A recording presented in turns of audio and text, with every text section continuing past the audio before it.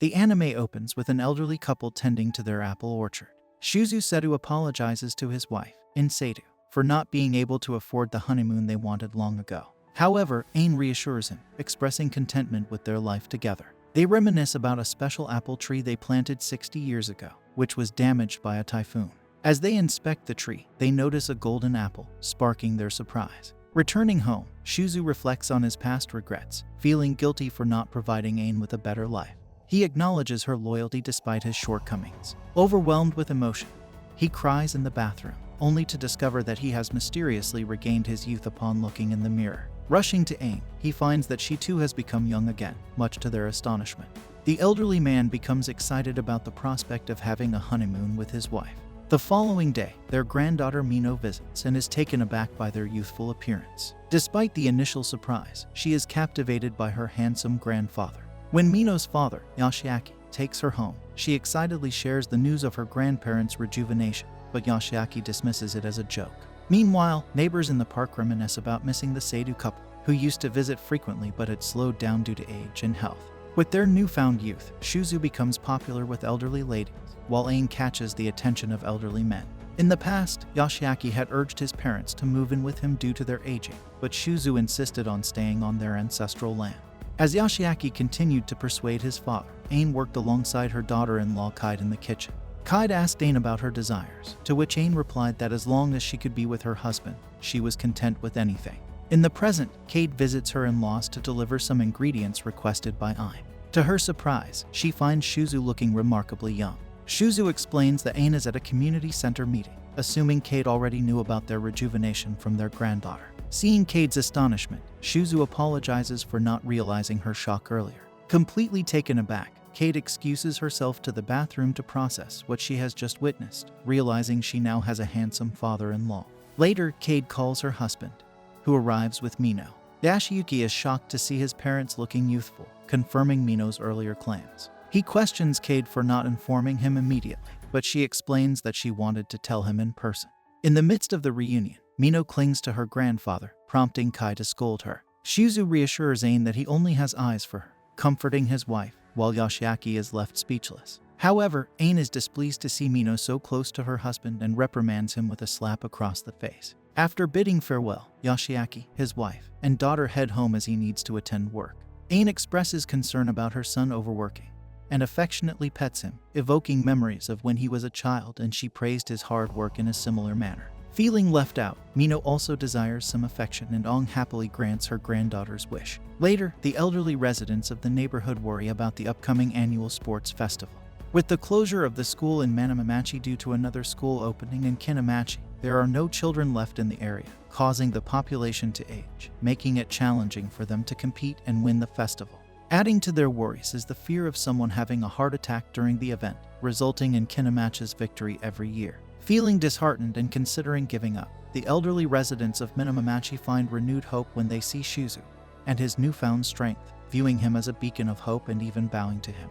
They implore Shuzu to participate in the festival with them, adamantly refusing to accept any refusal. Shuzu expresses frustration, feeling deceived as he thought he was attending a community center meeting. On the day of the sports festival, Heisuke Igarashi, the head of the neighborhood council of Kitamachi, arrives to mock his opponents from Minamachi. He teases them, claiming he heard they might not participate because all their participants are over 50 years old. To further emphasize his point, he showcases his young grandsons, including Shouta Igarashi, the star of the school's soccer team, and Daiki Igarashi, the captain of the school's baseball team. They all laugh at the idea of competing against elderly individuals, displaying confidence in their inevitable victory. However, Sano, the leader of the Manamamaki Neighborhood Association, counters by suggesting that they have a secret weapon prepared for this year's festival.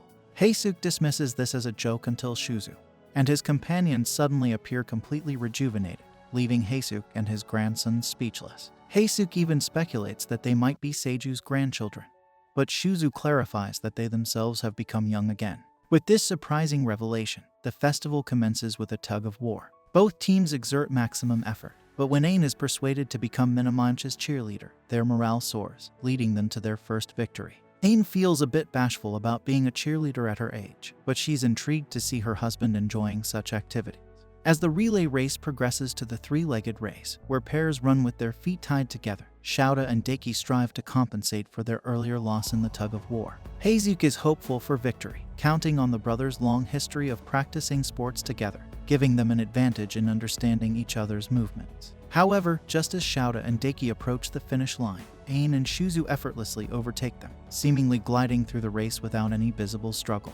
Despite their feet being tied, the Seidu couple's coordination is impeccable, a testament to their nearly 70 years of being together. Shuzu adjusts his pace to match Ain's rhythm perfectly, allowing them to cross the finish line first. With this victory, the Seidu couple adds another win to minimum matches tally, leaving Heisuke and his grandsons feeling frustrated and defeated. Shouta and Deki realize that competing isn't as simple as they initially thought, while Heisuke seethes with anger over the fact that Shuzu not only took Ain away from him in the past but also managed to steal his grandchildren's joy now. Ain appears to apologize for getting too caught up in the games, attempting to console the two. Heisuke questions why Ain isn't with her husband, and Ain explains that Shuzu has become quite popular after winning the relay, and is currently surrounded by admirers. To lighten the mood, Ain brings out a meal to share with everyone, extending the offer to Heisuke and his grandsons. They all eat together, reminiscing about the passing of Heisuke's wife 3 years prior. During the meal, Ain remarks that Shouta and Deki bear a striking resemblance to their grandfather when he was younger, triggering memories of Heisuke's romantic feelings for Ain in the past. This revelation surprises the grandsons, who realize that their grandfather's interest in Ain caused the rift with Shuzu, and encourages the boys not to dwell on their loss and to strive for a comeback in the multi-sport relay the following year, earning their admiration while leaving Heisuke fuming. A week after the relay, Heisuke sends Shouta to deliver something to the Seido couple's house to thank Ain for her help that day. When the boy arrives, Mino greets him at the door and thanks him for the delivery, inviting him inside. Shouta agrees to enter but feels nervous being alone with Mino, especially since his family is out shopping. Although they're in the same class, Mino is popular and Shouta struggles socially, making him feel awkward and unsure of how to act. To ease the tension, Shouta starts playing with his phone, but Mino becomes curious and approaches him, increasing his anxiety. Kate arrives with her in-laws and stands at the door, unsure of what to do. Inside, they learn the reason for Shota's visit. Shuzu is friendly to the boy, but Ain and Kiai's presence makes Shouta feel like he's being judged. Trying to make conversation, Shuzu asks if they're in the same class, and Mino praises Shota's intelligence and athleticism, leading Kate to whisper approvingly to Ain about him. Seeing them whispering, Shuzu attempts to intervene by asking Shouta if he likes any girl, but Ain stops him from prying. After saying goodbye, Mino invites Shouta to come back anytime. Kate and Ain find it amusing how formally they bid farewell, realizing they weren't even close friends. As Shouta leaves, Mino regrets not having more time alone with him, quietly wishing she could have talked to him longer. Shuzu overhears his granddaughter's comment but decides to keep it a secret. Meanwhile, Shouta asks his grandfather to send him to do something at the Seido's house, giving him an excuse to go back there again. The next day, Mino talks to her grandparents and learns that Ain confessed her feelings to Shuzu first. He explains that, although he was happy to hear it because he had always been interested in Ain, he had to turn her down because, at that time, marrying for love was difficult. Mino's great-grandfather was conservative and wanted to arrange a marriage for Shuzu. Mino finds it terrible that Shuzu couldn't choose his own spouse, and Ain explains that family influence was significant back then. She asks what her grandfather did, and he reveals that he considered running away with Ain, but they resolved the issue differently. Ain intervened before Shuzu's arranged marriage and told the girl she wouldn't allow her to marry him. Shuzu praises Ain for her courage, and Mino feels proud of her grandmother. Ain suggests that the girl already had feelings for someone else and only agreed to the arranged marriage reluctantly. Then Miyuno pleads with her grandmother to act as if she were the girl, and reenact what she said back then. Ain feels a bit embarrassed but notices her husband looking at her expectantly. She decides to make this effort for him and her granddaughter, who are both filled with pride as they witness the enactment. In an apple orchard, two young boys express their belief that farming is a job for older people, and that young folks like them should move to the city, maybe even Tokyo, to make money. One of the boys is confident he can quickly find a girlfriend in a big city. Suddenly, they notice a beautiful young woman instead of the elderly couple who usually tend to the orchard. The girl greets them politely, causing the boys to run away in embarrassment. Further away, they assume she's the daughter or granddaughter of the elderly couple until her husband arrives, and she affectionately calls him dear old man, leaving the boys even more perplexed. As the man arrives with his truck full of apples, he advises the boys to be careful on their way home and drives off with the beautiful woman as if nothing unusual happened. This encounter changes the boys' perspective, and they decide they want to become farmers when they grow up. In a flashback to when the couple were still elderly, Ain asks to discard some flyers, but changes her mind when she sees a dress on sale for 5,000 yen. She decides to keep the flyer to plan dinner later. The next day, young Nine asks young Shuzu if he went anywhere today. To be continued, the man replies that he just took a light walk, so his wife is confused to see a package on the ground. Upon opening it, she sees it's the dress she wanted so much and assumes her husband bought it. She reciprocates with affection, but Shuzu realizes he's been caught. Later, they silently prepare dinner together, then watch a romantic movie at Mino's request. In the movie, Shuzu notices that today's youth are watching some extreme stuff, in his opinion.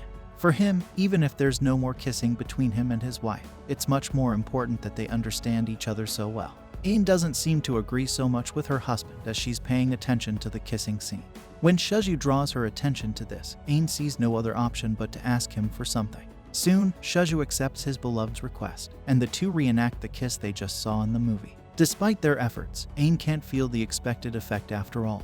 They've been together for 50 years, and they're no longer teenage lovers. With that, the man already assumes the stance of "I told you so," because according to him, that's something for young people. Ain agrees on the surface, but inside, she's sweating.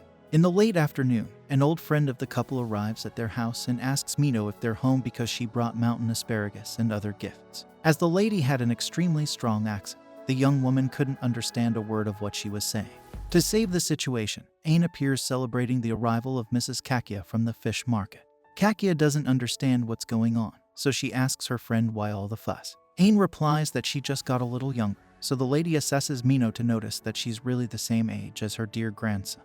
And 1-3, so she offers him to the girl. Then Ain hugs the girl and says she won't let her marry yet, but Mino would love it if it were with her grandfather. Later, the daughter of the couple's second son, Takahiro, fought with her father and ran away to her grandmother's house. Even though she's happy to have somewhere to spend the night, young Sayori doesn't understand how the old lady got so young like this. Ain offers something for the girl to eat, but she's sulking and refuses because the bullying she's been facing has impacted her psyche a lot. Shiori is the classic school nerd, and besides being teased for it, at home her father acts as if she has to meet his expectations, forcing the girl to study medicine. Therefore, the girl thinks she's lost everything tonight: her desire to study, her future prospects, and her own father. However, Ain argues that just the fact that the girl is crying is proof that she cares and keeps fighting. When she was a child, Shiori said she wanted to be a doctor to cure all the diseases in the world.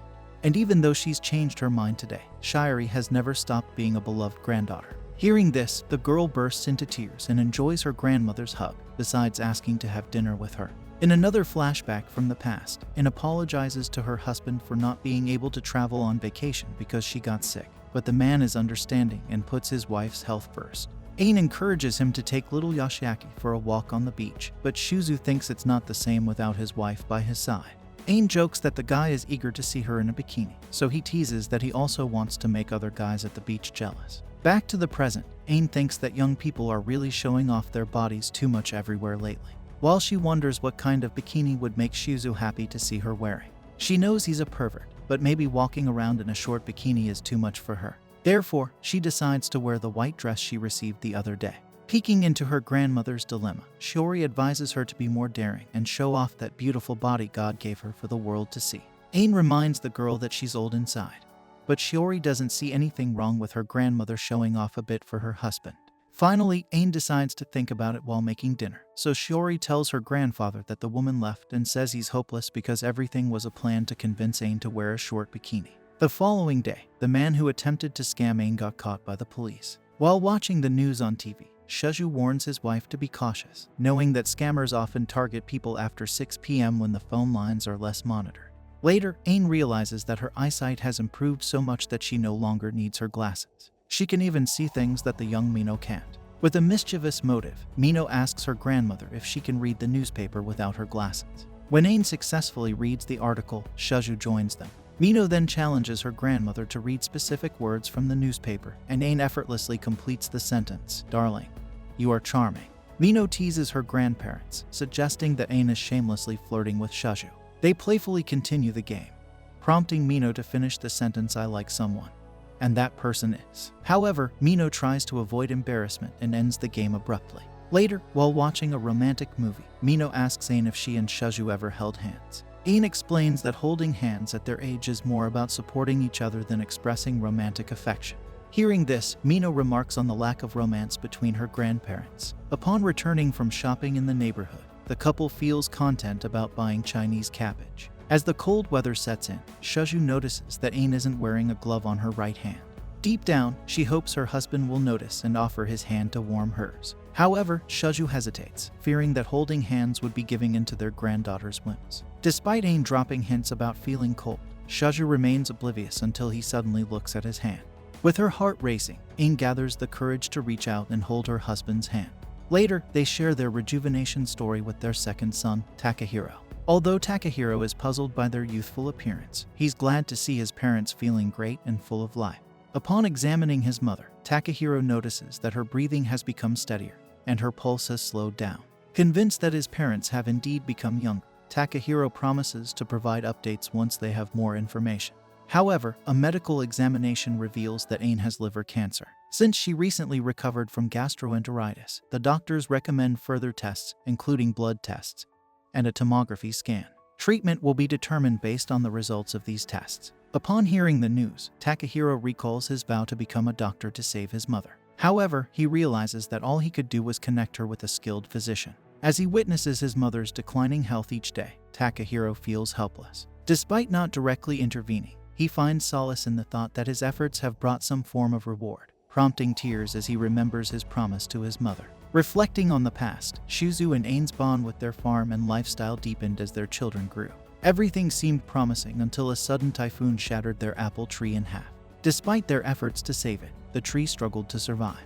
Through years of dedication and hard work, they witnessed the miraculous appearance of a golden apple on its withered branches. As Shuzhu cuts the apple, he considers placing it on their Shinto altar, but Ain believes it would be a waste. Its allure is too tempting to resist, almost beckoning to be eaten. Ultimately, they decide to share the fruit. Meanwhile, the apple tree, grateful for the carrot received, vanishes in a mystical manner. After consuming the apple, Ain awakens in an entirely unfamiliar setting, facing a massive, solid glass structure. Suspended in the air, the glass rotates, resetting its countdown before crashing onto Ain. It becomes evident that Ain was recounting a dream about the Harjlas, with Shuzhu revealing he had the same dream. Perplexed by the coincidence, Ain realizes that it's their 58th wedding anniversary. She suggests celebrating with something special, like a cake, but Shuzhu dismisses the idea, claiming cake is for children. However, Ain sees through his facade, knowing he enjoys surprises. As she checks the refrigerator for red rice she prepared for the evening, Ain discovers a piece of cake placed beside it. She playfully throws it at Shuzhu, exposing his bluff. In return, Shuzhu unveils the rice prepared by Ain. Ain jokingly questions if Shuzhu deceives their granddaughter too, to which he replies that he reserves such playful deceit only for Ain, his beloved. Amidst the laughter and surprises, the couple celebrates their anniversary, cherishing the tradition of sharing joyful moments together. And as they anticipate the new anime season, they invite others to join in their excitement by hitting the like button to see more. This brings an end to our episode. If you enjoyed it, then don't forget to like, share, and subscribe.